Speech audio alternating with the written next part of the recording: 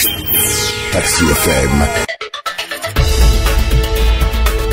C'est une fenêtre ouverte sur l'actualité d'ici et d'ailleurs.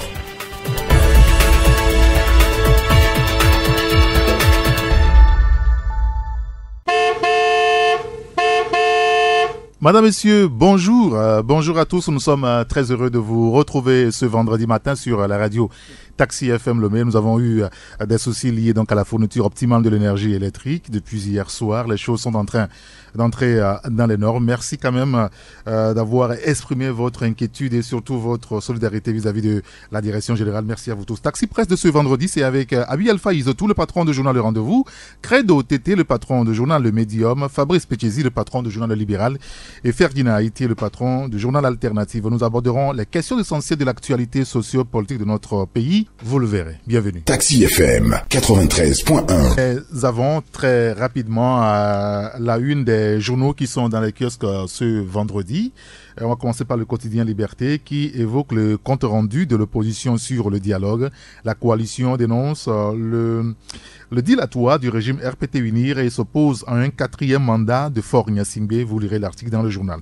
Velléité de longévité au pouvoir, le Front citoyen Togo Debout met en garde et annonce des actions à lire dans le journal depuis le branle-bas. Après les premières inondations, le pouvoir et sa politique du médecin après la mort. C'est ce qu'a relevé ce matin le confrère Liberté. On lira tous ces sujets donc dans le journal. Il y a aussi le journal La Dépêche qui parle de l'imbroglio togolais. Le dialogue bute sur la boulimie du pouvoir de Faure et le maximalisme des leaders du groupe des 14. Vous lirez l'article donc dans le journal La Dépêche qui est dans le kiosque ce matin. Politique encore, pas d'apaisement sans la libération de Pacha, écrit donc le confrère La Dépêche. Vous lirez tous ces sujets dans le journal. L'Alternative évoque la dévolution monarchique du pouvoir au nom du père et des fils, avec pas mal de photos à la une du journal, outre celle du général défunt Gnassingbé. Il y a la photo du président de la République Faure Gnassingbé, scène de Patrick Daté, Tevi Bénisson, Malik Kankan Achaba et de Antoine Lekba Begbeni. Vous lirez l'article sur 2 pages, page 3 et page 5. Affaire d'atteinte à la sûreté de l'État, menace d'empoisonnement sur les détenus. Le journal en parle. Le journal qui évoque également le cas des forces armées togolaises, des sous-officiers admis à la retraite, rappelés par le pouvoir. Pourquoi faire à lire dans le journal Alternative du jour. L'éveil de la nation, ministère de l'eau, de l'assainissement et de l'hydraulique villageoise, Antoine Begbeni prend les commandes. Vous lirez l'article dans le journal. Il a pris officiellement fonction hier. La presse togolaise en danger. Les journalistes Sam Djoboy et Arimiao Chanyao menacés de mort. L'OTM se dit très préoccupé. Vous lirez l'article dans le journal. Puis le dialogue intertogolais, le retour ou la phase retour se jouera à Lomé et annonce le confrère L'éveil de la nation. Il y a aussi le journal Le Tonnerre qui évoque la suspension du dialogue intertogolais. La facilitation bute sur les positions rigides des protagonistes. Unir ne veut pas entendre parler de l'exclusion de Faure en 2020. L'opposition tient à sa C92. Vous lirez l'article dans le journal. Et puis le cas d'Antoine Begbeni au gouvernement est aussi évoqué par le confrère Le Tonnerre. Les défis qui attendent le ministre de l'eau à lire dans le journal. L'autre quotidien, Forum de la semaine qui parle de l'agriculture. Le gouvernement met en œuvre un nouvel outil pour recadrer le secteur des agropoles. L'article est allé dans le journal et puis le nouveau locataire a officiellement pris fonction, c'est au niveau du ministère de l'eau, de l'hydraulique, villageoise et de l'assainissement. Et puis là, un mot sur la santé, la fièvre de Lassa qui fait 72 morts. C'est pas au Togo. Vous lirez l'article dans le journal, Forum de la semaine. Ne vous affolez pas. Alors, le Canard indépendant. Le Canard indépendant parle du dialogue intertogolais, les solutions pour sortir du blocage, à lire dans le journal. Et puis, un reportage sur les réparateurs de téléphones portables. C'est quand même un travail passionnant, une passion entourée de risques, bien sûr. Vous lirez tout ça dans le journal. Et puis, amélioration du climat des affaires, des avancées notables dans la délivrance du permis de construire et le raccordement à l'électricité. Vous lirez tout cela dans le journal. Il y a aussi le journal Libération qui parle de Faure Gnassingbé, une digue qui cache le chaos au Togo. Ben, vous lirez l'article dans le journal pour vous en convaincre. Et puis le retour sur l'actualité en 2017, les grandes personnalités qui ont fait parler de positivement et négativement. Le confrère qui serait mort descend en février, c'est quand même bizarre. Hein. Bon, écoutez, vous lirez l'article dans le journal Le Libéral. La Libération, c'est ça, Libération. Je vous voyais. Hein. Ah oui, c'est le journal Libération qui parle des grandes personnalités qui ont marqué l'année 2017 en février. Bon, écoutez, vous lirez cela dans le journal. Dialogue politique quand les leaders de la C14 posent des équations dont ils sont incapables de résoudre. L'article est à découvrir dans le journal Libération. Togo Matin, le quotidien aussi, parle d'enlisement de la crise politique entre le pouvoir ou les politiques et le Togolais lambda qui perd. Interrogation à lire dans le journal O. Enjeu pour un développement durable. Vous lirez cela aussi dans le journal Togo Matin. Le confrère qui évoque aussi le cas des maisons de justice, une initiative pour une justice plus efficace et moins onéreuse. À découvrir dans le journal Innov-Africa, intransigeance de l'opposition togolaise. Déjà, le dialogue a du plomb dans l'aile avec la photo de Jean-Pierre Fabre à la une du journal. Et puis, zoom sur l'histoire politique d'un peuple africain. Suite il y a 120 ans, l'Allemagne s'emparait du pays kabylais, la fin d'un monde, à lire dans le journal Innov-Africa. Il y a aussi Togo Réveil. Togo Réveil qui parle de l'impossible retour à la Constitution de 1992. Le charlatan Wolu dans ses œuvres. La coalition confirme sa peur bleue d'affronter un candidat trop fort en 2020. Et puis le président du Ghana confie à un proche, c'est comme demander au Barça de ne pas aligner Lionel Messi à l'occasion des matchs. Excusez-moi. Écoutez, vous lirez l'article dans le journal Togo Réveil. Excusez-moi. Alors, il y a l'Union pour la Patrie, on va finir là-dessus. L'Union pour la Patrie qui parle du dialogue intertogolais. Candidature de Fort en 2020. Un faux fuyant déblocage. On va s'arrêter là. Vous comprenez que dans les kiosques ce vendredi, il y a pas mal de journaux. Il y a l'Union pour la Patrie. Togo Réveil aussi dans les kiosques. Innov-Africa, Togo Matin, le quotidien Liberté. Vous avez Libération aussi qui est dans le kiosque, le Canard Indépendant, le quotidien Forum de la semaine, l'hebdomadaire Le Tonnerre. Vous avez le bi-hebdomadaire L'éveil de la nation, vous avez le bi-hebdomadaire L'Alternative, et puis l'hebdomadaire La Dépêche. 93.1 Taxi FM.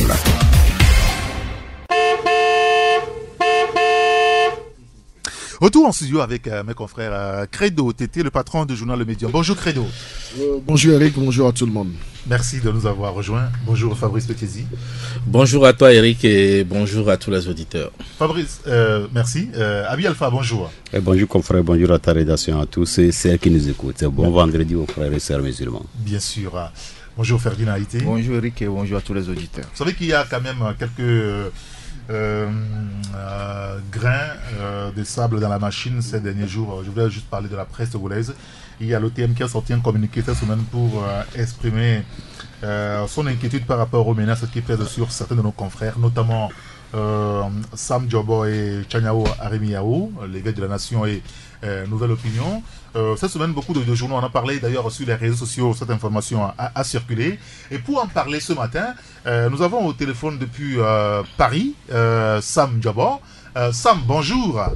Bonjour Eric, bonjour aux fidèles branchés de l'émission Taxi Presse sur la 93.1 à Lomé. Alors, Sam, l'information est sur les médias, les réseaux sociaux aussi depuis plusieurs jours par rapport aux menaces dont vous faites l'objet aujourd'hui, vous et puis votre confrère Arimiao Chanyao. Alors, dites-nous, que se passe-t-il réellement, Sam Djobo? Eric, vous savez très bien que depuis quelques jours sur les réseaux sociaux circulent des informations nous concernant, Chanyao Arimiao et moi-même Sam Djobo.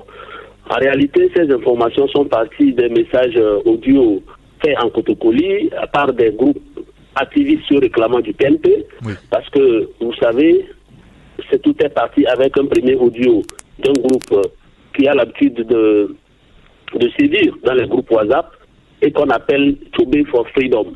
Après Tchobé for Freedom, il y a d'autres groupes, PNP Info 4, PNP Info Direct, PNP Italie, des groupes comme ça qui ont sorti des audios sur nous et qui les ont ventilés de par le monde.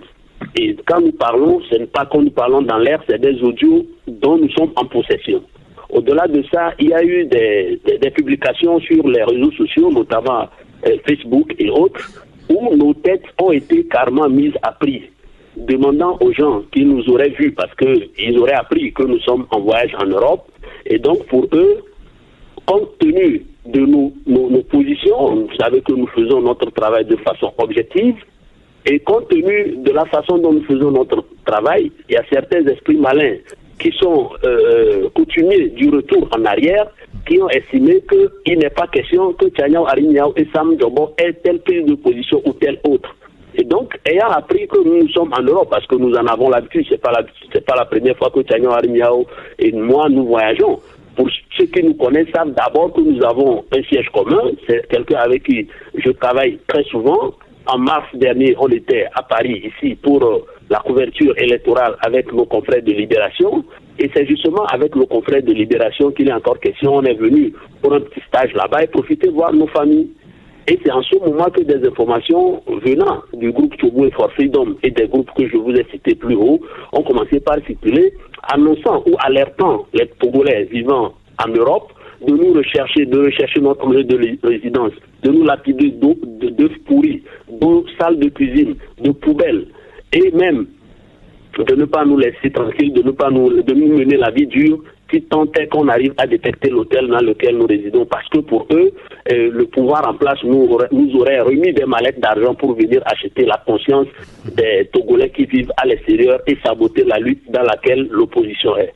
Et donc nous avons été surpris, on a eu des échanges avec l'OTEM qui s'est sérieusement indigné, parce que ce n'est pas la première fois que de tels genres de menaces viennent. En janvier déjà, j'avais fait l'objet de menaces.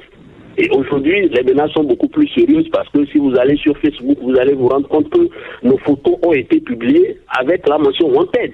Et quand on dit Wanted dans le langage de cinématographie ou dans le langage des films de fiction, vous allez voir que c'est des gens qui sont sérieusement recherchés. Et donc nous, aujourd'hui, on s'est demandé pourquoi on devrait en arriver là.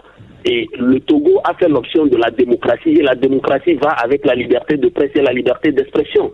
Et lorsque nous sommes journalistes, nous avons opté pour le journalisme, et lorsque nous émettons des opinions, nous ne demandons pas aux Togolais d'accepter tout ce que nous disons comme parole d'évangile. Les Togolais aussi sont assez intelligents quand les journalistes font leurs analyses.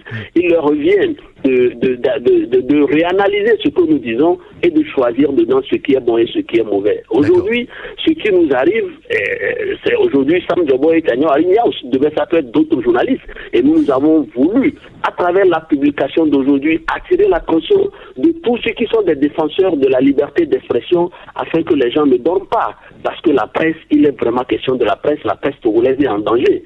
Et nous tenons ici à attirer l'attention des uns et des autres que l'OTM, l'Observatoire togolais des médias, n'a pas croisé les bras face à cette situation. L'OTM s'est réuni de façon express, a sorti un communiqué où il a condamné ces actes rétrogrades et s'est sérieusement inquiété. Mais nous osons quoi? Parce que en réalité, quand nous parlons des groupes WhatsApp, Togo et For Freedom, PNP Info Direct, PNP Info 4, PNP Italie, qui sont rentrés en jeu pour d'abord nous menacer sérieusement, parce que d'abord c'est des groupes sérieusement identifiés. Et nous, au départ, lorsque le PNP est rentré dans l'arène politique, il y a eu des procès qui ont été faits au PNP comme quoi c'était un parti communautariste, c'est un parti qui ne concerne que une communauté. Nous sommes de ceux qui ont défendu cette thèse pour dire que Tiki Achadam, avant de créer son parti, n'a pas rassemblé que ses frères pour créer son parti.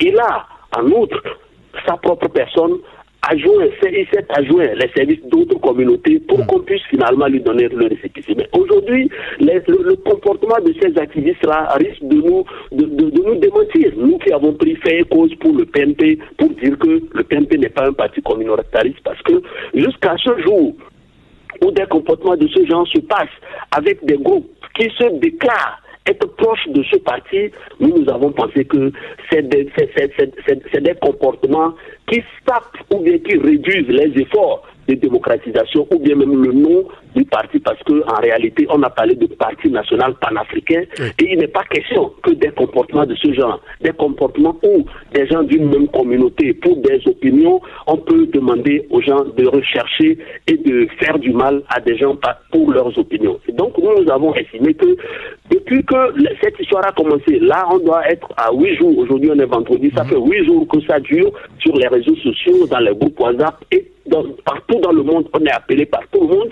Les gens s'inquiètent. Nous-mêmes, nous sommes inquiets pour notre santé. Il n'y a pas eu un seul communiqué de ce parti, ne serait-ce que pour dire ou pour démentir ces informations, parce que jusqu'à ce jour, ces groupes qui se réclament de Tchobé for Freedom, de PNP, et qui font des audios en Kotokoli d'abord, et qu'on les conscrive en français, et que le parti ne sorte pas un communiqué ou ne dénonce pas cet état de fait, on est obligé nous-mêmes de prendre notre plume et peut-être de nous faire justice à travers notre canard. Et c'est ce que nous avons fait ce matin pour essayer d'attirer l'attention des uns des autres, pour dire que la presse togolaise est sérieusement en danger. Aujourd'hui, il s'agit de Sam Djobo et de Tchagnon Harimiao, mais demain, ça peut revenir sur n'importe qui. Et donc, nous continuons par l'ancien appel aux organisations de défense des droits de l'homme, parce que le soubassement de la démocratie, c'est la liberté d'expression, c'est la liberté de presse. Et pour cela, nous attirons l'attention des organisations de défense des droits de l'homme. Alors, c'est vrai, juste encore un élément, Sam, avant de vous laisser partir. C'est vrai que vous avez dit, c'est pas la première fois que vous allez en Europe, que vous voyagez. Il y a pas longtemps, vous étiez à Libération pour travailler un petit peu. C'est ce que vous êtes en train de faire encore aujourd'hui. En même temps, les gens n'ont pas parlé hier. Pourquoi est-ce que c'est aujourd'hui qu'il évoque ce sujet-là? Est-ce qu'il n'y a pas quelque chose... on dit souvent qu'il n'y a pas de fumée sans feu quand même, hein, Sam? Oui, mais Eric, moi je pense que c'est les auteurs de ces audios, de ces messages qui circulent sur la toile et dans le groupe WhatsApp sont les seuls à le connaître. Vous savez, le mode opératoire de ceux qu'on appelle les activistes, ils sont dans leur laboratoire, même ils appellent ça laboratoire, ils inventent des informations venues de nulle part ou sorties de leur imagination fertile qu'ils balancent et ils demandent aux gens de publier, ils alertent le monde pour rien du tout. Eric, vous-même, souvenez-vous, déjà en janvier, j'ai fait l'objet de pareilles menaces. Oui, bien sûr, on en parle dans ici. Mon bureau, c'est un audio qui me parvient avec des appels de l'Europe pour me dire que je suis en train d'œuvrer pour enfoncer des militants du PNP qu'on aurait ramenés du Burkina. Alors que j'étais dans mon bureau, le confrère Fabrice Pétézi, il était même en face de moi quand les trucs ont commencé à se passer. Alors, comment les gens qui ont pu faire une telle imagination ne peuvent pas imaginer, parce que pour eux, c'est la première fois que nous venions en Europe, pour eux, c'est la première fois que je voyage avec Tchagnon Harimiao, donc il fallait trouver un argument pour nous réduire à néant ou pour nous décourager dans notre élan de quête du professionnalisme pour notre pays.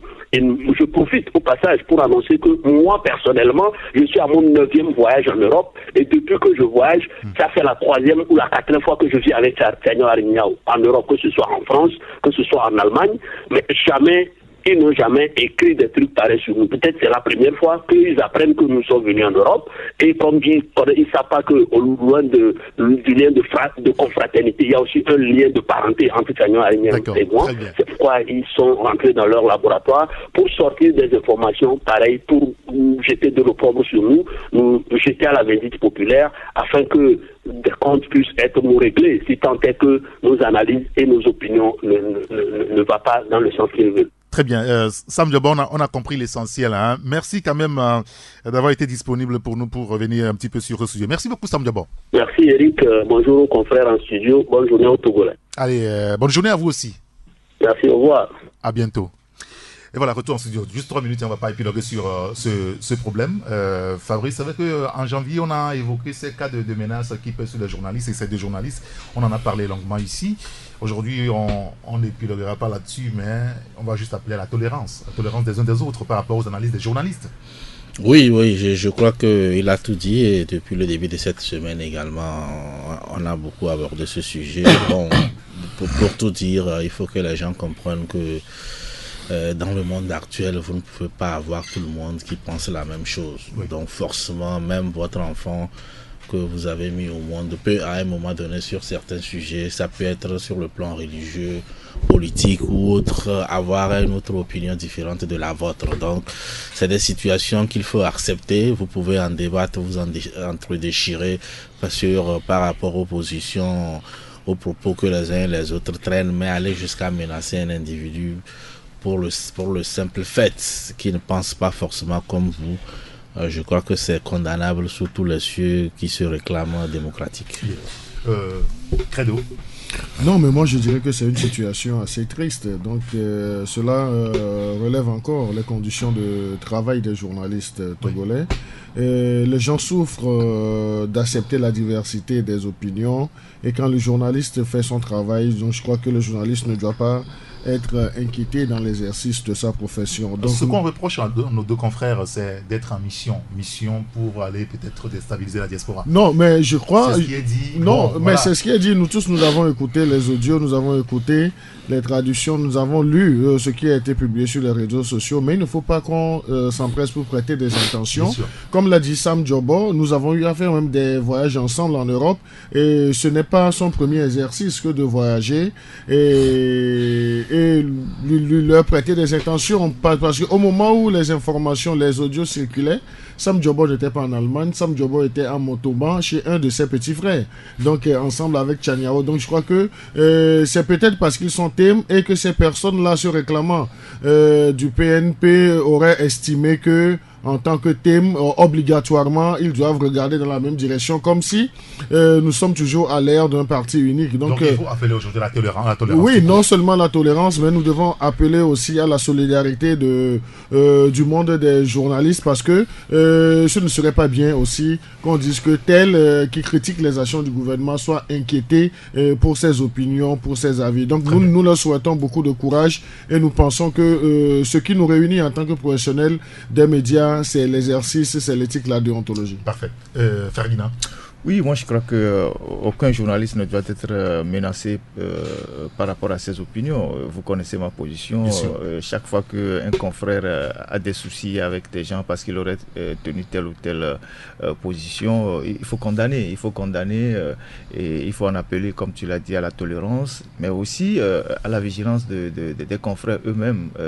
Nous sommes dans une situation assez volatile, le pays assez volatile, où avec la prolifération des réseaux sociaux, ça va très vite, et donc il faut vraiment appeler à la tolérance.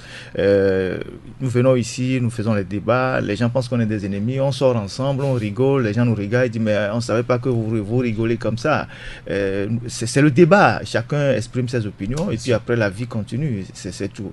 Maintenant, il appartient à ceux qui nous écoutent, et comme Sam aussi l'a dit, de faire la part des choses. Et nous qui venons, qui prenons un peu de notre temps pour venir dans les studios débattre, on n'est pas plus intelligent que ceux qui nous écoutent. Ceux qui nous écoutent aussi, ils analysent. Il y a des experts dans certains domaines, ils savent de quoi il s'agit. Donc nous ne faisons que notre exercice, comme les journalistes le font dans les grands médias. Chaque matin, ils sont là pour décortiquer l'actualité, pour informer l'opinion. Après, bon, chacun tire son épingle du jeu, et donc les journalistes ne doivent pas être menacés pour ça, pour leurs opinions. Donc c'est dommage, mais il faut en appeler à la solidarité. Je pense que nous sommes solidaires avec nos confrères. Abielfa. Ouais, je crois qu'à mon niveau, tout est dit. Hein. Je n'ai plus grand chose à ajouter. D'accord, bah, très bien. Vous n'avez rien à ajouter, c'est bien aussi.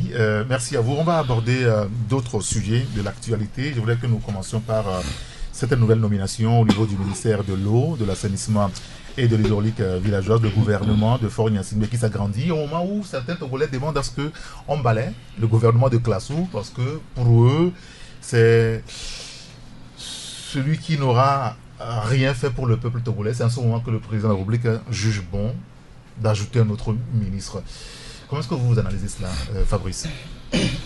Oui, bon, c'est vrai que quand on prend l'exemple typique de notre pays, c'est quand même une particularité dans la gouvernance de Faure Gnassingbé, avec les ministres qu'on nomme à compte-gouttes ou qu'on démet sans forcément avoir un remaniement. Au début, il y a eu un gouvernement à 13h, à 20h, il y a eu quand même d'autres noms qui ont été ajoutés. Certains on a changé de dénomination.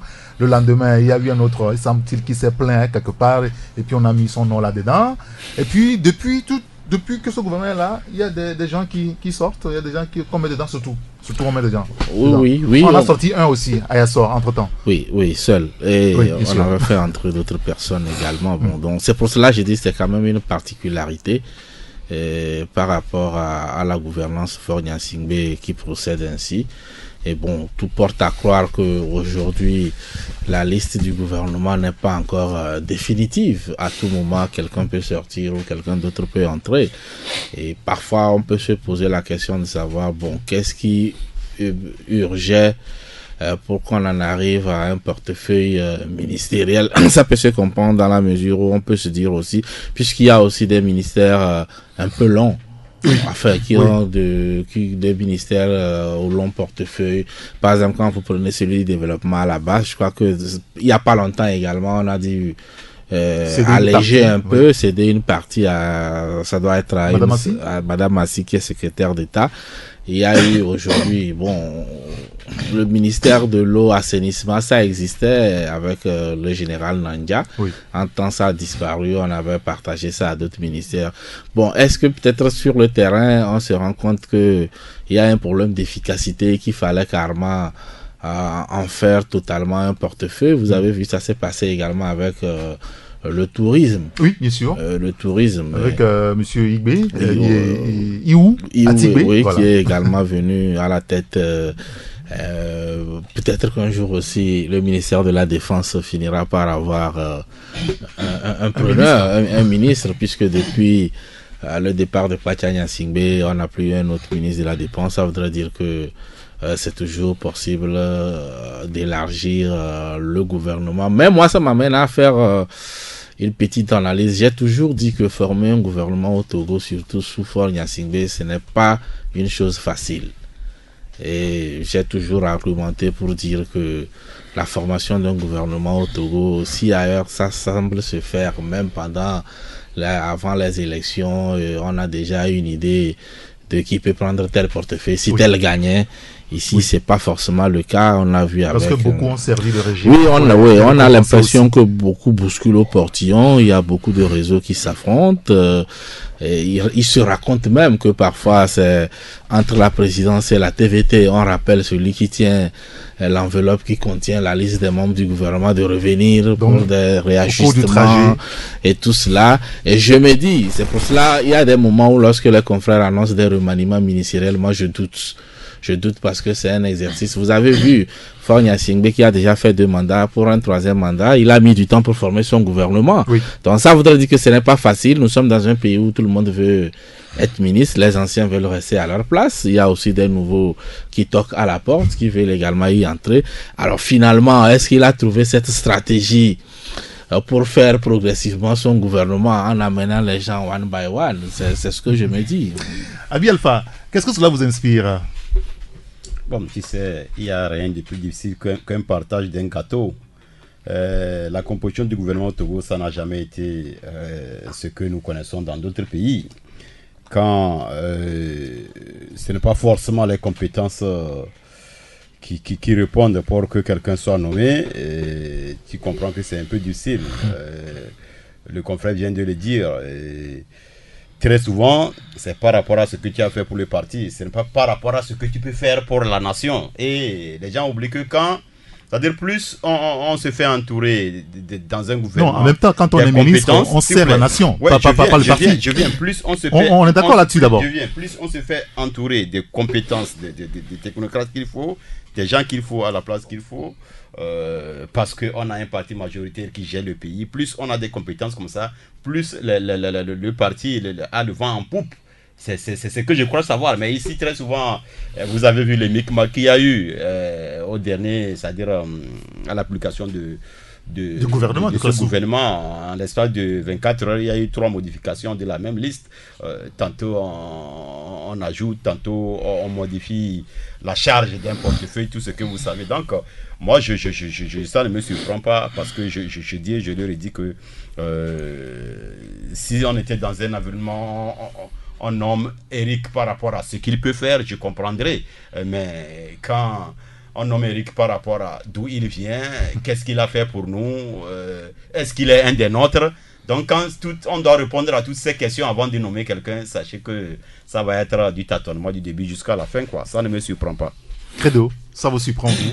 Non, mais moi, ça ne me surprend pas. Je dis que le chef de l'État a toute la latitude de nommer un ministre quand il le veut, et surtout lorsqu'il aura remarqué que un portefeuille est non seulement lourd, mais que le titulaire de ce portefeuille n'arrive pas à égrener tout le chapelet. Donc, vous aurez remarqué que... Parce que dans l'opinion, on se pose la question, actuellement, où le Togo traverse une crise sérieuse, et que bon, ce que le chef d'État trouve à faire d'important aujourd'hui, c'est de nommer un nouveau ministre.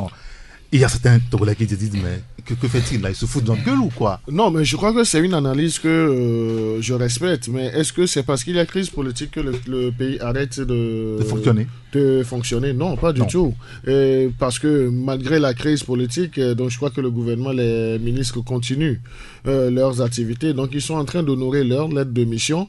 Mais si à un moment, le président de la République voit que un ministre serait trop chargé ou bien serait inefficace en ayant plusieurs paramètres dans son portefeuille, oui, s'il trouve de la main valide pour le changer, donc il n'y a pas de problème autre là. Mais l'autre aspect, c'est que au début de cette crise, c'est vrai, il y a des propos comme quoi peut-être qu'avec la résolution de la crise, nous assisterons non seulement au départ du gouvernement de M. Classou, mais qu'on aurait soit un gouvernement de transition, bien soit un gouvernement d'union nationale. Mais nous ne sommes pas encore à ce stade, et la gouvernance, ça continue. Et on ne peut que souhaiter la bienvenue au ministre Gbegbenny et puis lui dire, si le chef de l'État a placé sa confiance en lui, donc c'est pour justement honorer les engagements ou bien la lettre de mission de son portefeuille. Alors, Antoine Gbegbenny qui quitte donc la TDE, la Togolaise des eaux, pour prendre maintenant le ministère de l'eau, de l'assainissement, de l'hydraulique villageoise également. Ferdinand, au-delà de ça, vous, ce que vous a intéressé ce matin, c'est... il n'a pas quitté? Il est toujours ministre? Il est toujours directeur? Non, mais du moment où on n'a pas encore eu la nomination... Mais on a eu des ministres qui ont géré les deux. Donc. Oui, comme Agadazi qui a géré l'ANSAT. Il gère toujours l'ANSAT? Oui, mais il est toujours DG de l'ANSAT. Et là, vous aurez remarqué que son portefeuille a été allégé un peu. Donc, on a pris un pan d'action de M. Agadazi. Donc, la question qu'on se pose, est-ce qu'il a été inefficace ou bien improductif? Donc, ça, c'est à la discrétion du chef de l'État. Mais toujours est-il qu'on a amputé la dénomination kilométrique de son ministère. D'accord, très bien. Ferdinand, vous, ce qui vous intéresse ce matin, c'est la dévolution monarchique du pouvoir que vous observez dans tout ça. Au nom du père et des fils, c'est ce que vous écrivez, et vous avez choisi la photo de pas mal de personnes qui, soit leur papa a été ministre, ou le papa de Faure Gnassingbé, et il y a des morts, ou bien le papa était dans le sérail. Patrick Tevi Benissant, Malik Nachaba, Antoine Gbegbenny. Le père a été ministre ou il y a des morts? Oui. Lui, aujourd'hui aussi ministre. Oui, nous avons essayé un peu cet exercice qu'on a nommé au nom du Père et des Fils. Il ne reste que le Saint-Esprit pour démontrer un peu comment est-ce que l'oligarchie qui règne sur le Togo est en train d'étendre ses pouvoirs et en train de se renouveler à travers les générations. On est parti de l'exemple de la Chine. Vous savez, en Chine, depuis le temps de Mao et après le temps de Deng Xiaoping, il y a une tradition en Chine où on forme les élites qui doivent gouverner demain, qu'on appelle les princes rouges, c'est-à-dire des gens dont les parents ont été déjà aux responsabilités. Et c'est des gens, d'abord, ils sont dans la politique, ils sont dans l'armée, ils sont dans les affaires, ils se marient entre eux. Et c'est de père en fils, les filles, les brus et tout ce que vous savez. Et donc, pour pouvoir conserver le pouvoir.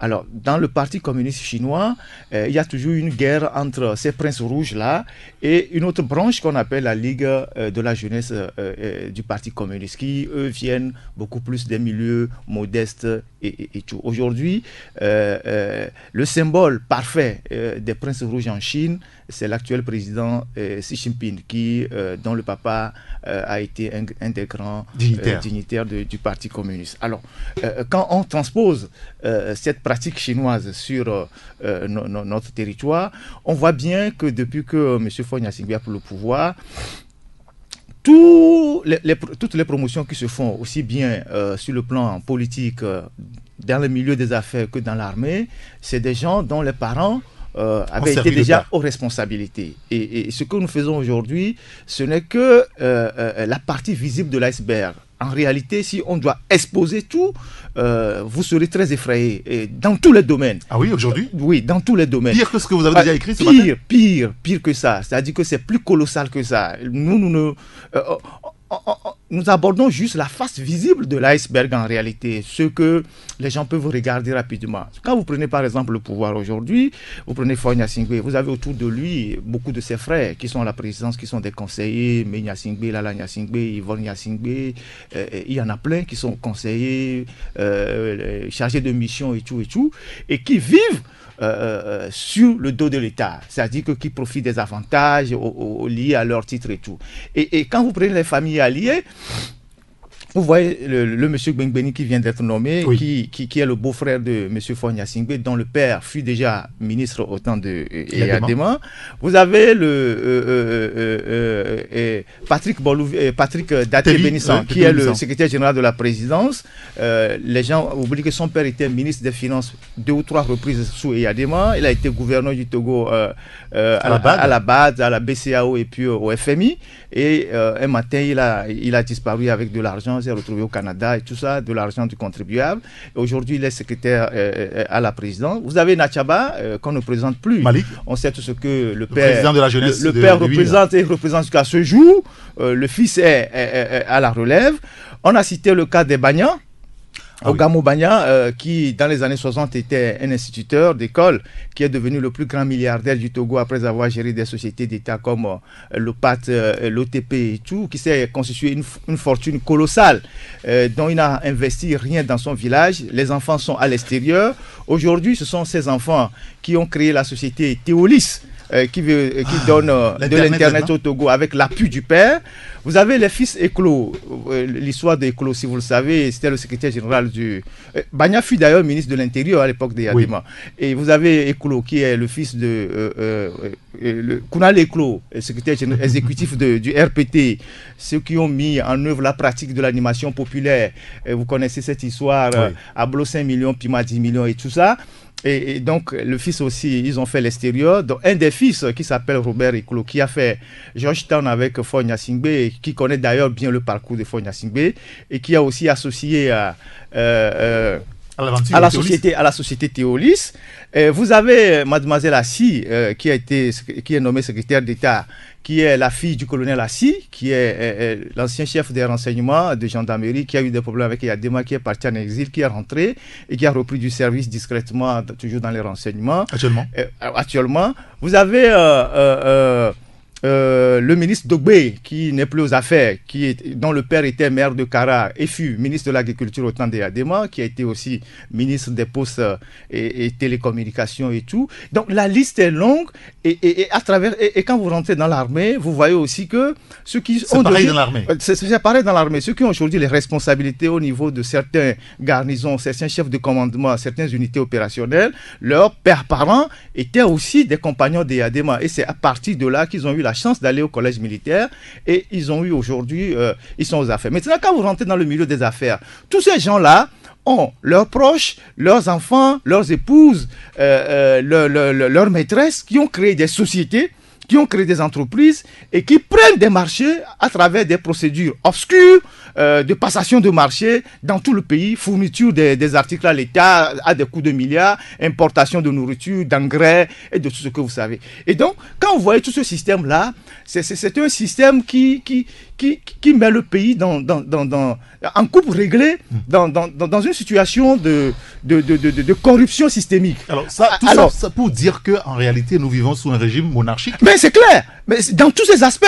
Et je vous dis, ce qui est écrit là, c'est la partie visible de l'iceberg. Si on devait sortir l'iceberg de l'eau, mais vous n'aurez que vos yeux pour pleurer en réalité. Et donc, nous, on conclut l'article en convoquant un peu la réflexion d'un grand penseur du XVIe siècle, Étienne de la Boétie, qui a écrit discours sur la servitude volontaire, en disant, écoutez, il y a ceux qui servent, il y a le tyran, il y a les courtisans, il y a ceux qui décident d'être des serviteurs à vie. C'est-à-dire que les tyrans ne sont grands que parce que nous sommes à genoux. Tout à fait, c'est une image assez symbolique, mais il dit aussi, lorsque vous êtes décidé à vous libérer, ce jour-là, vous êtes libre. Et donc, en réalité, aujourd'hui, ces gens ont une manière de renouveler les générations et toujours mettre la main sur les richesses du pays. Certains en sont déjà la 3e génération, mais il y a ceux qui sont aussi décidés à les supporter, à rester dans leur statut de serviteurs volontaires, à dire oui, voilà, ça va, bon, écoutez, laissez-les, tout ça. Et donc, nous sommes en réalité, par rapport à ce que Marx a dit, dans la guerre des classes. Et donc, moi, cette analyse aujourd'hui nous permet de voir comment est-ce que les gens s'organisent pour renouveler les générations en mettant la main sur la richesse du pays. Donc, c'est une analyse qu'on a bien fait ce matin. Fabrice, je vous donne la parole tout à l'heure, enfin, ne vous en faites pas. Je vous vois très, très, très pressé. Mais Fabrice, alors, quand on voit la chose de cette façon-là, des ministres, leurs enfants seront ministres après eux, leurs petits-enfants seront ministres après eux, des généraux, leurs enfants seront peut-être sous-officiers aussi, et des généraux après eux. Quand ça se passe comme ça, vous vous êtes une fois interrogé, vous, votre enfant, il deviendra quoi? De la presse? Ouais, mon père, il a été quoi? je suis le fils de qui? Bon, pour revenir, pour parler sérieusement. Est-ce que le problème n'est pas sérieux? Non, il faut dire que, en fait, c'est tout ce que Ferdinand a dit est vrai, généralement. Même quand vous prenez le Togo après les indépendances, avec les Olympios, oui. Vous prenez Sylvanus Olympio, dont la femme était une Gruniski. Il y avait aussi des familles comme ça. Ils se marient entre eux. Ils se marient entre eux. Leurs enfants vont dans les mêmes écoles. Ils organisent les anniversaires. Ils se retrouvent. Ils vont dans la même piscine. Et puis, naturellement, bon, demain, et bon, puisque généralement, quand tu arrives quelque part, tu te souviens de tes anciens camarades de classe de carte. Ils vivent dans les mêmes quartiers. Et pour pénétrer souvent ces cercles fermés-là, il faut être hyper intelligent. Il faut, c'est-à-dire, eux, s'ils sont passables, ils passent. Ils peuvent être passables et passer. Mais quand toi, tu es issu tu bénéficies d'un patronyme anonyme, c'est-à-dire, on connaît ton papa, ouais. Bon, qu'est-ce qu'il a fait. Et vous avez vu, c'est pour cela, même aujourd'hui, quand vous allez voir, même dans ça rejaillit même sur nos cultures. Lorsque tu es jeune et tu es introduit, par exemple, ou alors tu sors avec une fille, tu vas dans sa famille. La première question on veut savoir, tu es de quelle famille? Ouais. Et quand tu donnes ton nom de famille, si on cherche, ça n'a jamais résonné nulle part. Maintenant, on cherche à voir exactement qu'est-ce que tu fais. Est-ce que c'est un peu comme cela? Et ça existe aussi dans plusieurs pays. Même aujourd'hui, l'Occident qui est un modèle pour nous. C'est pour cela, à un moment donné, il y a eu des révolutions où on a dû casser tout pour qu'il y ait une redistribution des cartes. Sinon, ça sera toujours comme cela. Nous, on nous l'a dit quand on était sur les bancs de l'école, que ceux qui dirigent aujourd'hui, demain, leurs enfants vont vous diriger, puisqu'ils ont la chance. Parce qu'il faut aussi dire... Est-ce qu'il ne faut pas casser cette histoire-là? Oui. Ceux qui vous dirigent. C'est comme quand vous viendront diriger vos enfants. Eux aussi, leurs enfants viendront diriger vos arrière-enfants. C'est une loi de la nature. Toi et moi, aujourd'hui, nos enfants vont dans les écoles primaires publiques, où il y a chaque année des grèves. Ils sortiront avec quel bagage? C'est pour cela que je dis, lorsque tu es issu d'une famille pauvre et que tu veux intégrer ce cercle-là, c'est que tu es vraiment intelligent et tu es incontournable. Et aujourd'hui, même autour de Fort Gnassingbé, il y a de ces gens-là qui n'avaient pas les 3 repas par jour du temps de leurs parents, mais grâce à leur travail, on réussit quand même à pénétrer le cercle, mais ce n'est pas toujours facile. D'accord. Ce n'est pas toujours facile. Comment est-ce que on peut le faire? Mais au même moment, aujourd'hui, quand vous prenez aussi ces enfants-là qui sont sur le point de remplacer leur père, il faut aussi dire qu'ils n'ont pas seuls, ils n'ont pas aussi croisé les bras quelque part. Maintenant, le débat, c'est de chercher à savoir est-ce que c'est des nominations de complaisance ou quelque part il y a une part de compétence là-bas, puisque si vous prenez Gbegbeni, il n'a pas eu que le seul fils. Forcément, il y a des gens qui n'ont pas également réussi, mais avant de bénéficier de celui-là, il est très ami avec Fort Gnassingbé. Ils ont été à l'école ensemble jusqu'au bac. Quand vous prenez le fils Nachaba, il n'est pas le seul fils de Nachaba. Non. Au-delà du fait qu'il est fils de Nachaba, je crois que lui aussi s'est construit. Avant de bénéficier de l'aura du père, je crois qu'il y a aussi un petit peu comme Fort Gnassingbé. Un effort à faire. Oui, il y a à plusieurs enfants. Mais bon, c'est lui qui est le chef de l'État aujourd'hui. Bon. Merci beaucoup, Fabrice. Avant qu'Abine réagisse, le côté pervers de la chose, c'est-à-dire que c'est des pratiques qui existent existe dans certains pays, avec dans d'autres pays une forte propension, dans d'autres pays une propension moindre. Mais ça dit que le côté pervers de la chose, c'est que dans d'autres pays, les gens font ça, mais les populations vivent bien. Ici, c'est que le phénomène aboutit à l'accaparement des richesses du pays au détriment de la majorité de la population par une minorité. Cette minorité que, bon, on a droité dans un discours en disant, c'est-à-dire c'est les mêmes. Tant que vous n'êtes pas dans ce cercle-là, vous n'avez aucune chance un jour de vivre, de sortir de la misère ou de prospérer. Ou vos enfants n'ont aucune chance demain, comme Fabrice l'a dit, de devenir quoi que ce soit dans le pays. Parce qu'on dit, mais c'est tel nom, qu'est-ce que tu as servi? À moins que vous soyez un génie. Et les génies, généralement, ils sont rares. Oui, voilà. Rares, oui. Abi Alpha maintenant. Oui, ce qu'il y a, tout de suite, le confrère Fabrice disait que quand tu appartiens à ce syndicat, même si tu es passable, tu passes. Il y a pire. Même si tu es médiocre, tu passes. C'est ça qu'il fallait dire. Moi, on a connu des gens ici, ils sont venus avec des CV ronflants, ils ont eu des postes de responsabilité à la hauteur de leur CV, mais après, qu'est-ce que ça a couché? On connaît des gens qui ont fait les meilleures universités aux États-Unis, mais dans des pays anglophones, mais qui reviennent pour échanger avec un anglophone, ils ont besoin d'interprètes.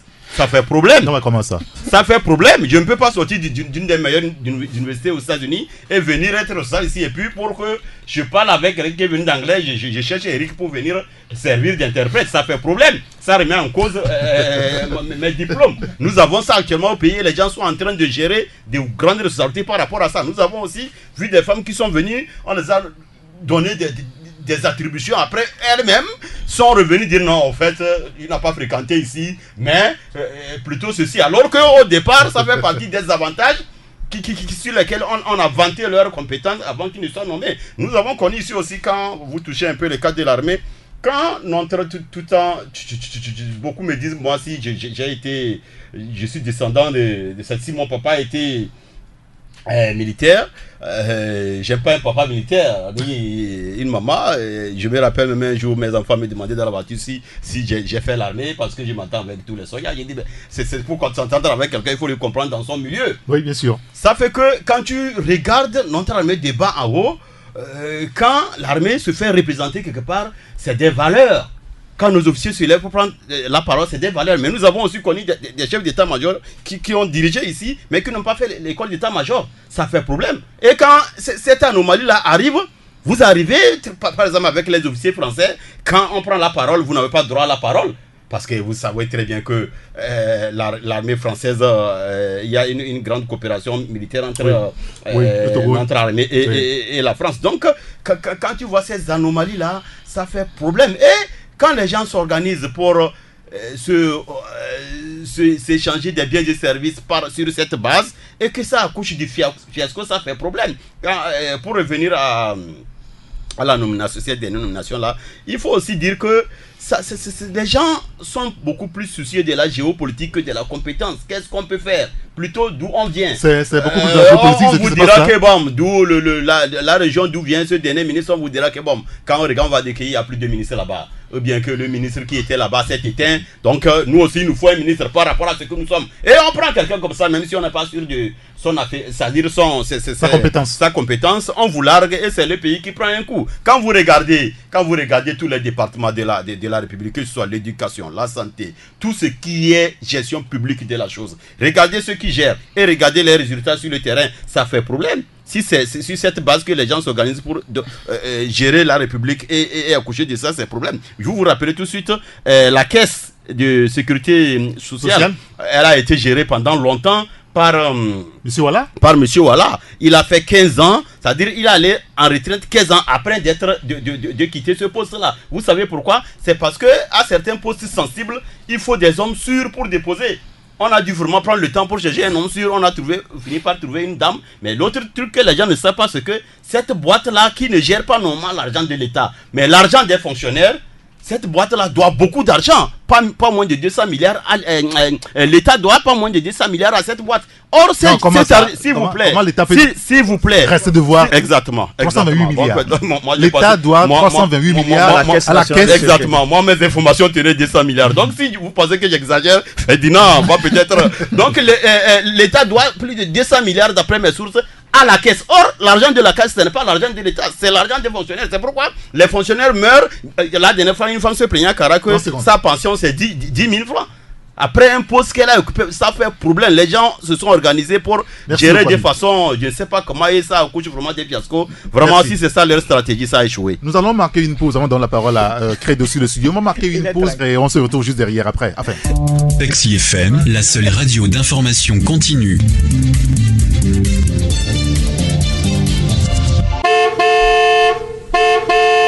Retour en studio avec mes confrères Abi Alpha Isotou, Credo TT, Fabrice Petiesi et Ferdinand Ité. Credo, à vous maintenant la parole, puisque tout à l'heure on évoquait la dévolution monarchique du pouvoir telle que présentée par Ferdinand Ité.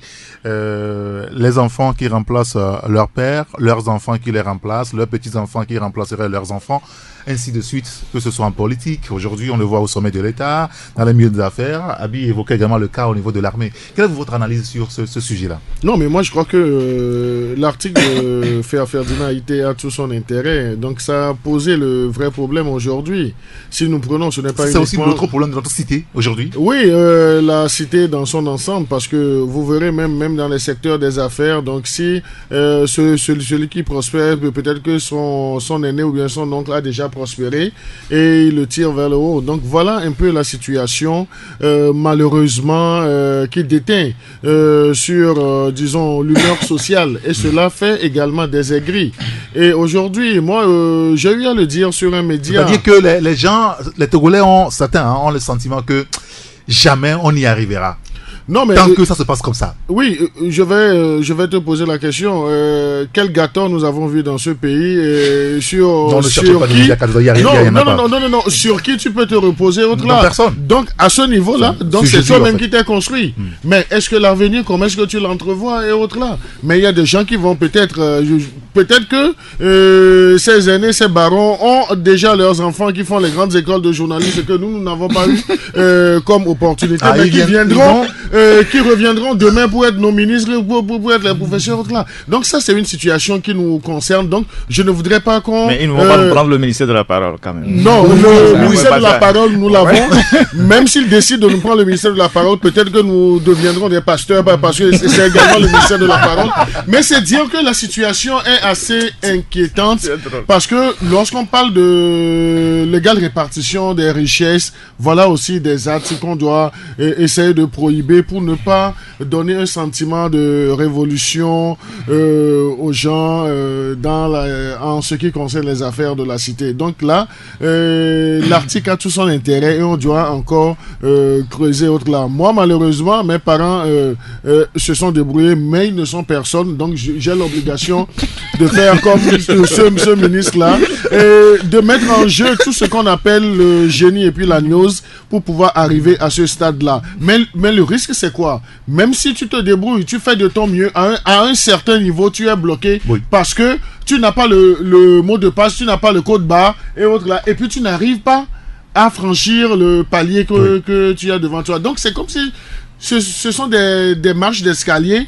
Lorsque tu as toutes les potentialités à un certain niveau, qu'on le veuille ou pas, on arrive toujours à demander il est l'enfant de qui, son papa... Même Fabrice le disait sous forme ironique, lorsque vous allez dans les cérémonies de dot ou bien de fiançailles et autres là, ou bien lorsque tu rencontres pour la première fois ton beau-père ou bien ta belle-mère, lorsque tu donnes ton nom de famille, on cherche d'abord. On cherche d'abord, mais on ne trouve pas, mais on dit, mais ton papa il a fait quoi? Pas de lien. Donc, ton papa il a fait quoi? Et autres là. Donc, ton papa malheureusement il a été forgeron, mais toi tu n'es pas forgeron. Donc, tu vois, donc il y a déjà de ces stigmatisations. Est-ce que ce n'est pas ici que l'appel du cadre depuis toujours, Maître Yaovi Agouibo, qui parle de déverrouillage des institutions de la République se pose, Ferdinand Ité? Pour en arriver là, d'abord, je pense que c'est un phénomène qui est lié à toutes les sociétés. Hein. Je l'ai dit tantôt, mais je dis, c'est lorsque ce n'est pas l'avantage de la majorité des populations que ça inquiète. Il y a un sociologue français, Bourdieu, qui appelle ça le structuralisme génétique, qui débouille sur le renouvellement des classes. Maintenant, lorsque une classe s'organise pour s'accaparer des richesses au détriment de la majorité, naturellement, les révolutions naissent, comme on a connu en France, dans d'autres pays et tout. Dans le cas de notre pays, oui, le cas a raison de dire qu'il faut une répartition équitable des richesses, parce que Le pauvre qui est, je ne sais pas, dans un village reculé, au fin fond du Togo, qui cultive du coton, il a besoin que son fils aussi, demain, qui va à l'école, puisse devenir un juge, un professeur, un instituteur, quelque chose comme ça, pour que la famille sorte de l'anonymat, si je peux parler ainsi. Vous savez, le revers de ce phénomène, lorsque les gens n'arrivent pas à intégrer ces cercles, comme les confrères viennent de le dire, certains sont poussés à rentrer maintenant dans les groupes ésotériques, où ils peuvent changer de statut social et avoir une certaine ascension sociale. Oui, parce que... Les groupes exotériques? Oui, c'est-à-dire que, bon, les groupes ésotériques, c'est ce que je veux dire. Oui, c'est-à-dire que... parfois, monsieur... pour être beaucoup plus clair, la franc-maçonnerie, la Rose-Croix et tout, ou par le jeu de la fraternité, certains arrivent à gravir, c'est pas des échelons ou à gravir, à avoir une certaine ascension sur le plan social. Vous trouvez quelqu'un, par exemple, il n'a pas fait de très grandes études, il est entrepreneur, on essaie de le convaincre qu'il faut rentrer aujourd'hui dans un réseau, dans un groupe ésotérique, tu pourras avoir des marchés et tu pourras changer de statut social. Et donc, c'est un phénomène général qui concerne nos sociétés, mais lorsque on se transporte sur le plan politique et que la politique, normalement le rôle de la politique c'est de veiller à ce que tous les citoyens essayent de vivre de manière décente, mais qu'un groupuscule s'accapare de tout ce qui appartient à l'ensemble du groupe, c'est inquiétant. Bien. Je ne sais pas si quelqu'un veut ajouter encore un mot. Maintenant, sur le gouvernement, je dis, et je ne me suis pas prononcé, je dis, c'est quand même dommage que après 2 mandats, on est dans le 3e, on continue de former les gouvernements à tâtons. C'est-à-dire que le gouvernement est devenu un truc élastique. Si demain, des gens bourdonnent dans un village quelque part, on dit, bon, vous n'avez personne, il y a les Concomba qui n'ont personne, on met un Bengbeni. Si après on dit, bon, les Akposo bourdonnent parce qu'on met un où. Alors, ça va dans tous les sens. On ne peut pas atteindre les résultats. Normalement, l'État que nous avons aujourd'hui, la structure de l'État, nous l'avons hérité des colons. Et nous savons comment est-ce que l'État est organisé. C'est en Afrique qu'on peut prendre un seul ministère, on va l'éclater en 5 parties. On va dire, bon, ministère de l'eau, ministère de l'assainissement, ministère de l'agriculture, finalement, un seul ministère qui peut être un seul bloc. Oui. On l'éclate en plusieurs parties pour satisfaire plusieurs bouches. Et au bout du compte, il n'y a aucune efficacité de l'action gouvernementale. Monsieur, merci beaucoup. On va aborder notre sujet. On va rester sur le plan politique et parler des discussions politiques qui sont suspendues depuis vendredi dernier. On le voyait venir en tout cas un peu. Credo, pour vous, c'est un premier succès pour l'ANC. Mais en quoi est-ce que la suspension du dialogue et donc le Togolais se pose beaucoup de questions, est un succès pour l'ANC? Non, mais nous l'avons écrit, ça c'est une analyse que nous portons, que nous assumons, parce qu'il y a de cela 3 semaines, nous avions fait un dossier pour révéler aux populations togolaises que en fait l'ANC n'est pas dans une logique de voir le dialogue aboutir, que l'ANC posait déjà des pas pour que ça capote et autres là. Donc la suite logique, c'est de dire que la suspension du dialogue ou dont la reprise est signifiée pour une date ultérieure est un succès pour M. Jean-Pierre Fabre, parce que n'étant pas dans la logique d'aller jusqu'au bout. Et là, l'autre diagnostic que nous avons fait, l'autre analyse, c'est quoi? Nous aurions souhaité que dans les préalables posés par la coalition des 14, notamment la relaxe des gens qui ont été emprisonnés dans les affaires des incendies et autres là, depuis le 19 août 2017, celui qui est le porte-flambeau de la lutte, c'est M. Tikpi Achadam, le PNP. Pourquoi? M. Tikpi Achadam a posé un problème sécuritaire et autres là, mais on aurait souhaité que le chef de file de l'opposition, qui est à l'aise en l'absence de Tikpi Achadam, puisse poser le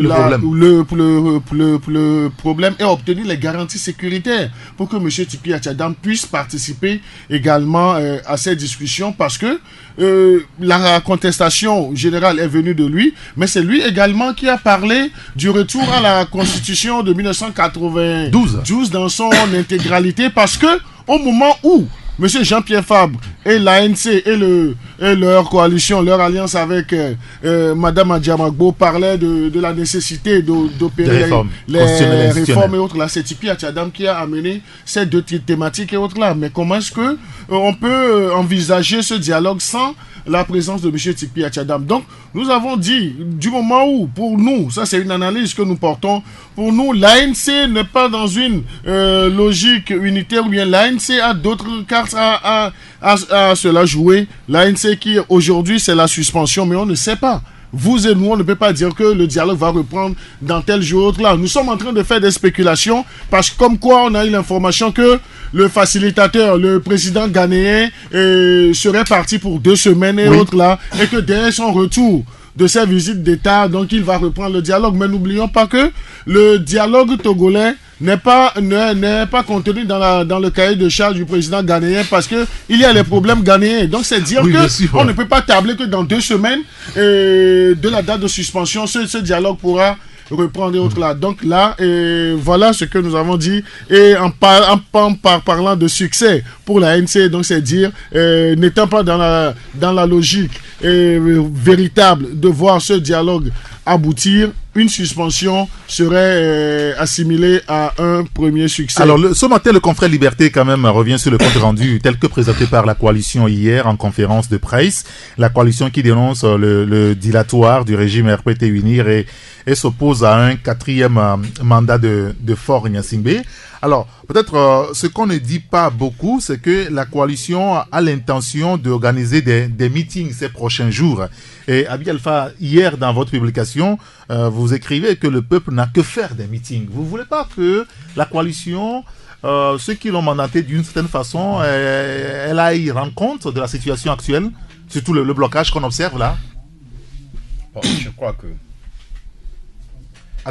Je crois que hier, nous avons, dans notre édition d'hier, jeudi, nous avons, n'est-ce pas, largement abondé sur le sujet. Ce qui s'est passé, quoi? Vous avez dû constater qu'hier, il y a eu une conférence de presse à laquelle le PNP n'a pas pris part. Bien sûr. Ça a étonné quand même, hein? Oui, il y a Madame Adiamagbo qui s'est débattue pour expliquer tant bien que mal, sauf que ça n'a pas pu convaincre. Au fait, en réalité, non, allez-y. Tant que je continue. En réalité, dans les faits, je ne suis pas de la race qui pense que... Est-ce que le loup est-il rentré dans la bergerie? Attendez que je continue. Je ne suis pas dans la logique de la race qui pense que M. Fabre ne veut pas du dialogue ou bien il veut que le dialogue capote. Je ne crois pas.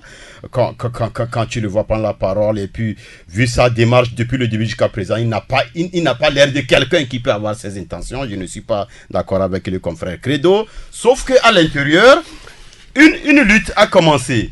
La lutte a commencé et elle a atteint un niveau où c'était les marches qui étaient au menu. Maintenant, à un moment donné, le PNP a proposé une option que tout le monde a trouvé pertinente et ils sont entendus, ils sont rentrés dedans. Ça a accouché du c'est de la coalition des 14 partis. Des 14.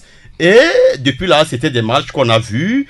L'option, c'était quoi? Quand vous reprenez les discours de M. Achadam, il a parlé de l'unicité d'action.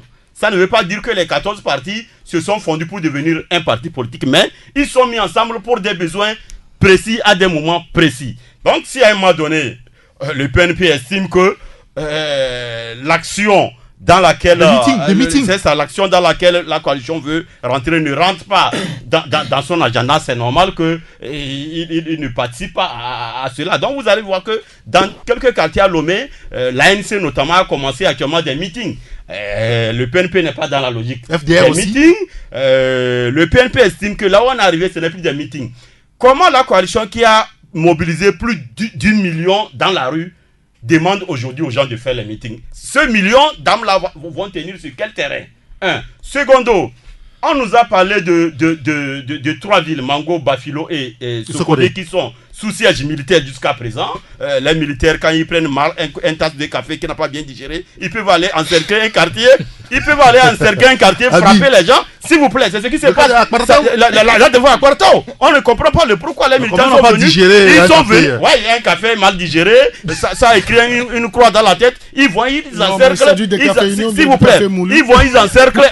Permettez que je termine. Ils encerclent un quartier. Ils frappent les gens. Ou bien la dernière fois, ils mettent le grand camion des militaires en bandoulière, c'est-à-dire sur la voie, et tous ceux qui passent, on les frappe, qui viennent de Tchamba, qui viennent des choses.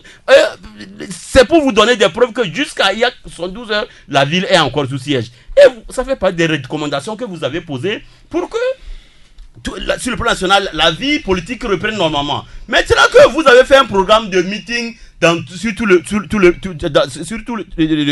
l'étendue du territoire, y compris dans cette ville, comment vous allez vous prendre? Comment on peut vous prendre au sérieux quand au même moment vous vous plaignez qu'il y a un problème? Ça fait problème. Au moment où vous plaignez que le PNP aujourd'hui. Exactement, que ça fait problème. Ça justifie au même moment le fait pour lequel on ne nous a pas vu à la table non, ça c'est clair. Ça c'est clair. Donc je vous avais dit dans notre article que le PNP ne serait pas là, il n'est pas là. Donc ce que Madame Diamagoua a expliqué là-bas, ça n'a pas convaincu. En tout cas, si quelqu'un a lu notre colonne, il ne peut pas être convaincu de ce que Diamagoua dit. Mais je ne suis pas aussi de ceux qui. C'est quoi? Tu es porte-parole du PNP? S'il vous plaît. Je ne suis pas aussi de ceux qui pensent que le PNP s'est retiré de la coalition. Non. Ils sont ensemble pour une unité d'action. On veut entreprendre une action par rapport à laquelle il n'est pas d'accord, il s'est mis à côté. Demain, s'ils sont d'accord pour commencer, parce que là où on est arrivé, c'est les marches qui sont le vrai instrument de pression. Si les gens veulent rentrer dans la logique des meetings, ou bien s'ils ont un agenda par rapport au vote, aux élections, ça les regarde. Donc ça, c'est un autre débat dans lequel on ne veut pas rentrer. Merci beaucoup à Abi Alpha. Mais moi, je voudrais remercier mon cher confrère et beau-frère Abi Alpha. Journaliste de profession. Vous êtes unis là. Oui, nous sommes déjà liés et autres là. Donc je crois qu'il a déjà pris la dot. Il a pris ma dot. Mais là où c'est intéressant, c'est que il a développer des choses pour dire que en fait si le PNP n'était pas à la conférence de presse de la coalition cette semaine, cela ne voudrait pas dire que le PNP est sorti de la coalition. Mais je voudrais juste rappeler, j'ai fait le lien entre deux articles que j'ai faits il y a de cela quelques 3 semaines. Mais avant de faire ces 2 articles que j'ai eu l'occasion d'expliquer déjà, j'avais fait un sujet sur l'opposition où je me suis posé la question, est-ce que Jean-Pierre Fabre ne serait-il pas devenu le Mickey de l'opposition? Donc on sait que le Mickey, donc là, c'est le personnage là qui est futé, qui est intelligent. Je vais dire quelque chose pour essayer d'expliquer tout ce que je veux. Il nous en souvient que au mois de novembre 2017, M. Jean-Pierre Fabre s'était transporté seul chez le président de l'Union africaine, M. Alpha Condé, et que c'est de là qu'il a pris l'avion pour aller ensemble avec le président Alpha Condé du côté de Paris, où après on a fait des appels à M. Tikpi Atiadam et à Mme Diamagbo de les rejoindre pour essayer de discuter des problèmes de l'opposition et autres là. Donc là, je dis cela pour que les auditeurs qui nous écoutent puissent faire le lien de ce que nous sommes en train de dire comme problème. Il y a véritable problème aujourd'hui au sein de la coalition. On ne peut pas se la cacher et autres là. Il y a des problèmes partout. Ça ne va pas. Non, ça ne va pas. Et les problèmes d'idéologie aussi. Ce qu'il y a, c'est pas alarmant quand même. Bon, on n'est pas d'accord sur les moyens. Les moyens d'action, c'est pas quand même grave. Mais comment est-ce que vous pouvez imaginer que 3 leaders de la coalition qui ont accepté d'aller à Paris pour discuter et que un des 3 refuse de dormir dans le même hôtel que les 2 autres? Donc il y a des choses, c'est pas tout qu'on va dire, mais nous disons l'essentiel, c'est de privilégier les intérêts des populations, ceux qui sont déjà dans les calculs pour prendre 3 sièges au niveau de la commission électorale nationale se reconnaissent. Je l'ai déjà eu. Je renvoie les gens à lire les 3 derniers numéros. Merci beaucoup, Credo, Fabrice. En tout cas, sauvez le dialogue. C'est ce que vous avez écrit dans votre éditorial. Il faut sauver le dialogue, mais il faut comprendre que généralement les hommes politiques, c'est des calculs. Qui me parle de l'intérêt du peuple, non, laissez ça de côté. Quand on veut sauver le peuple, on crée une fondation, une ONG où on est dans l'humanitaire, c'est pas en allant en politique. Quand on va en politique, on crée un parti politique, c'est pour conquérir le pouvoir. Et, oui, mais on gère. Oui, maintenant on exploite les préoccupations des populations pour atteindre ses objectifs. Et donc, chacun s'engage en politique avec un objectif bien déterminé. Mais il sait que pour atteindre ces objectifs-là, il a besoin du peuple. Et maintenant, il s'organise de telle sorte qu'il puisse avoir le peuple avec lui. Ce qui se passe au niveau de la coalition, nous, on l'avait très dit dès le début, mais on dit non, nous tentons de diviser. Nous, on n'a pas la force de diviser les gens. On constate juste. Et le constat que nous avions fait depuis, c'est que au même moment où il y a quand même une coalition qui lutte pour arriver au pouvoir et évincer Faure Gnassingbé, il y avait également un problème une bataille de leadership de l'opposition qui se jouait depuis le 19 août dernier avec l'arrivée du PNP sur la scène politique. Et même s'il y avait ce semblant d'union entre les 14 partis politiques, les gens n'ont pas oublié qu'ils avaient quand même une casquette de leader de l'opposition, ou dans le pire des cas, au moins il faut conserver ça. À défaut d'avoir le pouvoir, au moins il faut conserver ce leadership au sein de l'opposition, puisqu'au lendemain des élections de 2013, lorsque l'UFC s'est retrouvé avec pratiquement zéro, alors, il y a quelqu'un qui n'avait pas non plus gagné les élections, mais bon, qui estimait que dorénavant c'est lui. Donc ça voudrait dire qu'il y avait cet enjeu-là. Et donc, vous avez vu qu'avec les manifestations depuis le 19, et aujourd'hui, si le PNP n'est pas allé à cette conférence de presse, vous allez voir, c'est un défi maintenant. Tout le monde s'est rendu compte qu'effectivement, ces derniers temps, depuis le 19 août, le parti qui draine plus de monde aux marches, c'est le PNP. Alors donc, aujourd'hui, si on veut expérimenter, enfin revenir sur le schéma de meeting et le schéma des années 90. Bon, le schéma des meetings. Le meeting c'est aussi, même quand on fait une marche, ça se termine par un meeting, puisqu'il y a un point de chute. C'est pour ça quand Abid disait, où est-ce qu'on va mettre les 1 million qui sortent? Non, il y a de la place, hein. Il y a la place à la plage. C'est une 50 km de côte, donc on peut mettre même tous les Togolais là-bas. Donc il y a de la place pour les meetings, quel que soit le nombre. Mais aujourd'hui, le PNP n'est pas allé parce que c'est un défi. Il sait, il y a un peu de l'arrogance dedans. Il sait que c'est lui le moteur depuis un certain temps. Alors vous ne faites pas ma volonté. Et vous avez vu que depuis longtemps, à un moment donné, tout le monde, même les revendications, tout le monde ne jure que PNP. Les revendications, tout le monde s'est fait sien des revendications du PNP, la Constitution de 92, tout ça là. Ce n'était pas ça. La LC réclamait quand il marchait le 3 août, ce n'était pas ça. Et donc maintenant, qu'est-ce qui se passe? Et les gens ont envie de sortir un peu du joug. Il y a une envie de sortir également du joug du PNP. Oui, il y a ça. Mais le PNP a une arme. Les gens qui le mettent dans la rue, prochainement vous allez faire nos gardes ne viendront pas et on verra qui vous êtes au juste. Et donc aujourd'hui, ce qui risque d'arriver, c'est que en attendant que les gens prennent le pouvoir, on veut savoir c'est qui le leader qui draine aujourd'hui. Le vrai leader aujourd'hui. Le vrai leader. Et je crois qu'avec cette petite scission qui s'annonce à l'horizon, si les autres là ne se ressaisissent pas, comme on dit chez nous, on risque de voir derrière eux. D'accord. D'accord.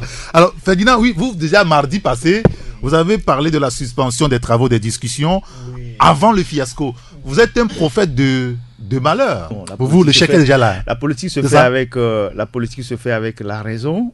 Mais aussi avec les tripes, hein. C'est pas avec la passion, il faut sursauter, suivre les gens et tout. Non, c'est-à-dire que dans le contexte togolais, on sait que la situation est très complexe. Il faut pas se faire des illusions.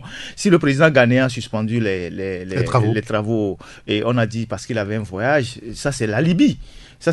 Parce que même en son absence, sa délégation pouvait continuer les discussions.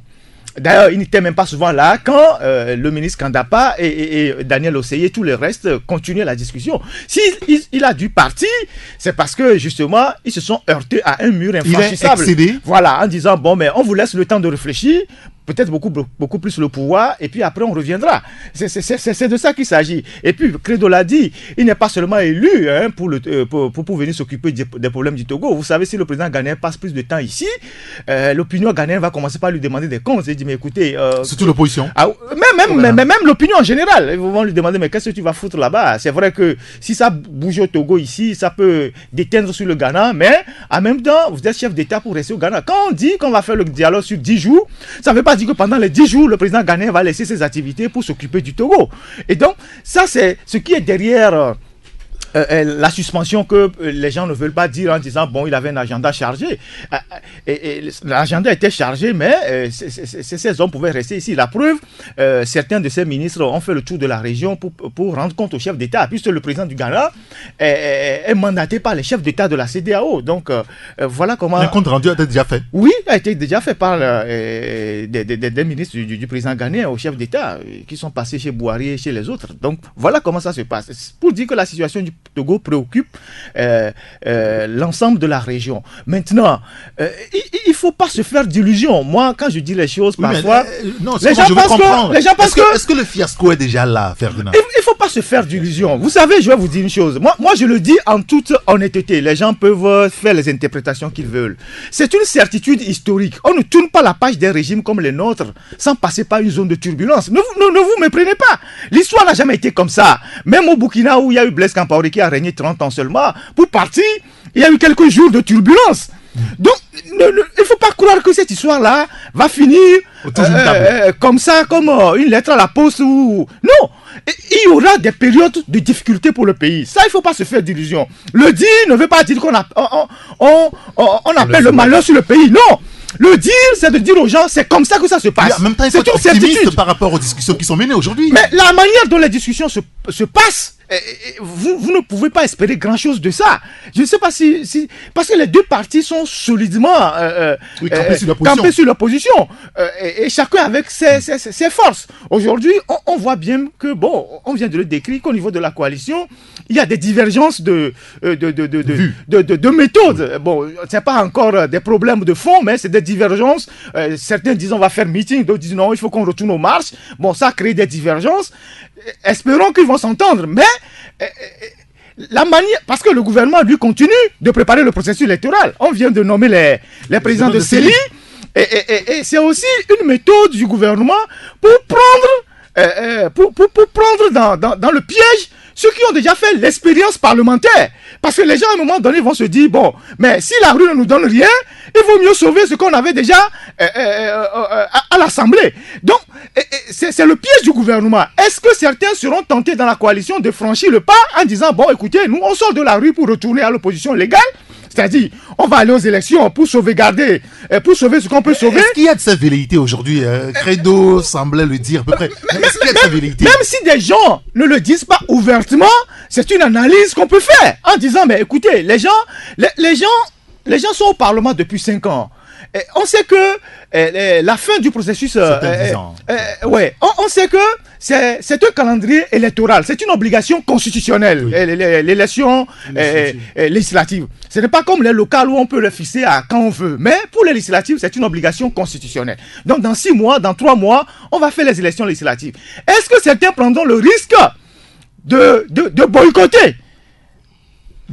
C'est ça, c'est une question qu'on peut se poser en tant que journaliste. Ou bien, ils vont dire non, malgré la contestation, malgré le fait qu'on était dans la rue, on retourne pour sauver ce qu'on avait dit au Parlement. Donc, c'est des questions qu'on peut se poser et chacun peut tirer après les conclusions des analyses qu'on peut se faire. Donc, aujourd'hui, on sent bien qu'il y a une divergence au niveau de la coalition sur la manière dont il faut aborder, il faut continuer la lutte. Mais maintenant, est-ce que ça va contribuer à éclater la coalition? Je ne saurais le dire au stade actuel. Mais toujours est-il que ces gens sont de grands messieurs.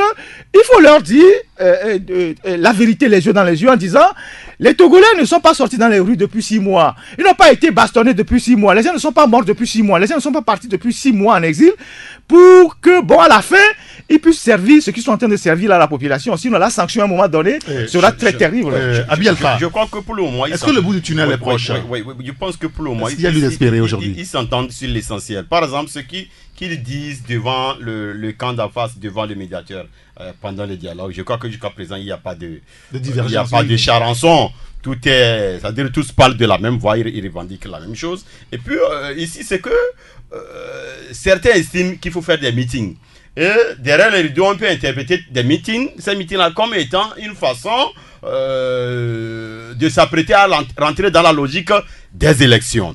Maintenant, de l'autre côté, l'autre camp dit, mais là où nous sommes arrivés, ce n'est plus le moment des meetings. Nous avons commencé un dialogue qui, pour le moment, n'a pas échoué, mais qui est au point mort par rapport aux mesures d'apaisement. Nous avons concédé que pendant le dialogue, nous n'allons pas faire de marche. Donc, vis-à-vis de ça, nous observons. Le dialogue reprend. Si on voit qu'il ne reprendra jamais, là, on va dire que on va constater un échec. On reprend notre arme. Si on voit qu'il a repris, qu'il a échoué, on reprend notre arme. Mais rentrer dans la logique des meetings maintenant, il y a un quiproquo. Donc je pense que pour le moment, c'est une divergence par rapport à la méthode de poursuite de la lutte, ce n'est pas encore un échec. Alors, il y a un enlisement aujourd'hui dans la crise, pour aller vite, puisqu'on n'a que 5 petites minutes. Il y a un enlisement qui perd. Il y a le confrère Togo Matin qui pose la question entre les politiques et le Togolais lambda. Qui perd finalement dans cet enlisement de la crise? Fabrice, d'abord, je dois en parler après. Non, je crois que le pays, de façon globale, perd, puisque on l'a déjà démontré aujourd'hui. Tout le monde a le front en main en ce qui concerne le Togo par rapport à la situation économique. Les opérateurs économiques, ça ne va pas. Et donc, tout le monde, naturellement, sortira perdant. Et c'est vrai que maintenant, celui qui va endosser la responsabilité de l'échec du dialogue... je crois que dans les jours à venir, ce sera ça le débat. Sinon, en réalité, quand on dit que les choses sont faites de telle sorte qu'il n'y a plus vraiment grand espoir pour le dialogue, ce n'est pas qu'on est pessimiste, c'est en fonction des éléments qu'on a sous la main. Parce que j'ai vu des gens, pourquoi les gens pensent négativement pour leur pays? On ne pense pas, nous on est des journalistes. Et quand on dit qu'il y a des positions inconciliables, c'est le médiateur qui l'a dit. C'est le facilitateur qui l'a dit. On n'était pas dans la salle. On n'était pas dans la salle, mais s'il l'a dit, c'est que c'est eu égard à ce qu'il a pu comprendre. Et puisqu'il a fait des propositions aux deux parties, ça n'a pas marché. Donc, il ne va pas inventer la solution. Et ça, il l'a déjà dit. Il n'y a pas le bâton magique. Ce n'est pas un charlatan. Donc, pour ça, maintenant, ce qu'il faut, si une solution il doit y avoir, c'est au niveau des Togolais. Et il faut qu'un camp fasse le pas. Or, apparemment, personne ne veut faire le don. Et pourquoi vous voulez qu'on garde espoir? D'accord. Non, mais moi je dirais que l'enlisement de la situation ne profite pas aux populations. Donc ça profite aux politiques. Ça profite aux politiques parce qu'ils sont en train de faire tous leurs calculs et autres là. Et ce que j'avais omis de dire, lorsque je disais que l'ANC était dans une logique de faire capoter le dialogue, c'est justement pour se positionner pour les futures élections et autres là. Et il y a un point qui a été présenté et qui a été développé par mon très cher ami Abi Alpha, lorsqu'il dit que aujourd'hui, la question qui est posée ou bien qu'il se pose au niveau de la coalition, est-ce qu'il faut revenir à la stratégie des meetings ou bien il faut faire la mobilisation de Rio là? Mais c'est une façon. Si la coalition semble divisée sur cette question, c'est que la coalition en elle-même est en train de chercher une certaine légalisation. Parce que avant même que ça soit un sujet de débat, nous avons vu des partis de la coalition qui avaient déjà entamé les meetings et autres là. Oui, on a vu, donc, on a vu le FDR. Les FDR et puis d'autres partis et autres là. Donc c'est dire que le vivre ensemble aujourd'hui au niveau de la coalition est assimilable à un mal vivre, et là ce sont les populations togolaises qui sont beaucoup plus prises en otage, parce que lorsque les politiques vont s'entendre, les politiques vont tirer profit de la situation, ils vont se partager le gâteau, ils vont se partager les sièges. Aujourd'hui, un parti comme l'ANC a besoin de préserver son statut de chef de file de l'opposition.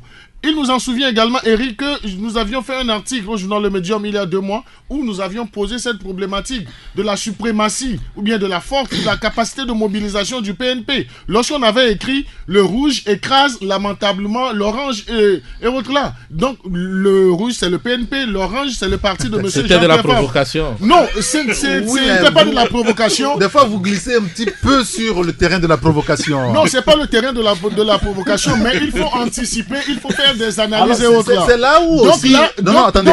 C'est dans le même sillage que mon très cher frère Ferdinand aussi a prédit le fiasco. Et aujourd'hui, nous sommes presque dans une situation extrême de fiasco. Donc c'est là où il faut poser le problème de la responsabilité de nos leaders politiques. Moi, je suis partant pour qu'on renouvelle même ces classes politiques. Parce on ne décrète pas ça. On ne décrète pas ça, comme on ne décrète pas l'alternance aussi. Mais il faut aller à cette stratégie de renouvellement de la classe politique, parce que les barons, les vieux, les barons, que ce soit du parti au pouvoir ou bien de l'opposition, essaient de prendre tout le mécanisme en otage. Merci beaucoup. Ferdinand, et puis moi je ne vais pas faire du charlatanisme, mais je pense que nous faisons une analyse à partir des éléments que nous avons et des faits. Il y a des choses qu'on ne peut pas dire pour le moment. Moi, je ne suis pas là pour dire qui écrase qui et qui veut la place de qui. L'essentiel, c'est que des gens s'entendent pour avancer. Maintenant, ce que je dis, et je répète, je dis, cette histoire ne va pas finir comme les gens l'imaginent. C'est-à-dire que des gens sont dans leur maison, ils pensent que bon, ça va finir le matin comme ça. Si demain il y a échec même du dialogue, ce ne serait que qu'un échec d'étape. C'est-à-dire qu'on aura repoussé la situation à plus tard. On aura repoussé le dénouement de la situation à plus tard. Mais le dénouement ne sera pas... C'est comme quand les femmes enfantent, quoi. Ce ne serait pas vraiment une affaire de plaisanterie. Parce que c'est quand même un régime de 50 ans. On veut tourner la page d'un régime de 50 ans. Les forces qui sont contre cette réalité sont énormes. Vous avez même vu au Burkina Faso où ça tire aujourd'hui. Oui, si, je voulais justement vous avez même vu au Burkina Faso, même lorsqu'il y a eu la révolution, les forces contre-révolutionnaires ont tenté de reprendre la situation en main avec les Djendjéré et tout ça là. Donc, on va traverser véritablement une zone de turbulence. Il ne faut pas se faire d'illusions. Il faut avoir ça en tête. Maintenant, comment ça va finir ? Nous qui sommes ici, on n'est pas des devins, mais on sait que, comme on est dans un avion, il y aura une forte turbulence. Ah ça, oui, et comme l'information nous est parvenue, il y a eu une attaque armée en cours à Ouagadougou, et l'attaque concerne les zones un petit peu aux alentours de la primature là-bas. Du rond-point des Nations Unies, pour vous qui connaissez la zone. Les spécialistes des forces de défense de sécurité sont aussi en action. Population de Ouaga, la lettre a été donnée. Et je pense que ça renseigne quand même de la difficulté que le Burkina connaît encore aujourd'hui, même après le départ de Blaise Compaoré. Ça renseigne actuellement on ne sait pas encore si c'est une attaque djihadiste ou bien c'est politique interne. Je vais juste terminer en disant que, revenant à nos frères politiques, pour dire qu'il y a un adage des Sahéliens qui disent que dans un long voyage, il y a toujours des vents opposés, mais évitez de vous faire emporter. Messieurs, merci beaucoup. On se sépare. C'est vraiment sage. Cette parole d'Abi Alpha. Abi Alpha qui est le patron du journal Le Rendez-vous. Credo Tété, le journal Le Médium. Fabrice Pétiesi, le libéral. Et Ferdinand Haïté de Biab de Bader, l'alternative. Messieurs, merci beaucoup. Merci à Francis Daé qui a assuré la coordination technique. Appelez-moi c'est Henri Gaton. À demain. 93.1 Taxi FM, premier sur l'actualité.